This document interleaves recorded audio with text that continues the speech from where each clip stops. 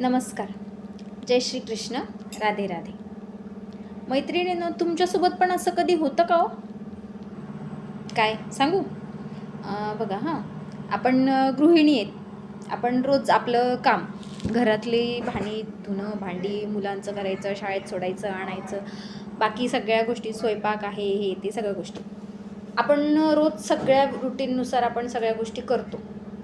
घर एकदम छान मस्त चकाचक साफसूफ करून ठेवतो आपण आणि एकदम सुंदर. आणि कधीतरी असं होतं ना, म्हणजे प्रत्येकीलाच होतं की कधीतरी हां बाबा, आज खूप कंटाळा आला आहे, तर आज आपण आरामात थोडा वेळ बसूया, कामानंतर करू, ठीक आहे.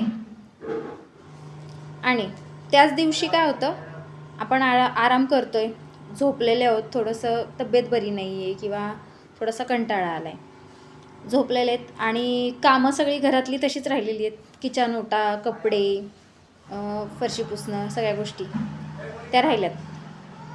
आणि त्याच दिवशी अचानक म्हणजे कोणीतरी घरी येतं, पाहुणे, आणि त्यांना काय दिसतं, ह्या बाईचा घरात एवढा पसारा पडलाय आणि ही झोपली आहे, किती आळशी बाई आहे, हे असा समज होतो पाहुण्यांचा.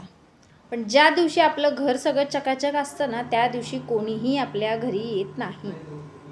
हां, मात्र ज्या दिवशी आपल्याला कंटाळा आलेला आहे, कामं सगळी तशीच पडलेत, नेमकं त्या दिवशी कोण ना कोणतरी येऊन टपकतं. माझ्यासोबत तर नेहमी असं होतं. तुमच्या कोणासोबत असं झालेलं आहे का? कमेंट करून नक्की सांगा. बाय. राधे राधे.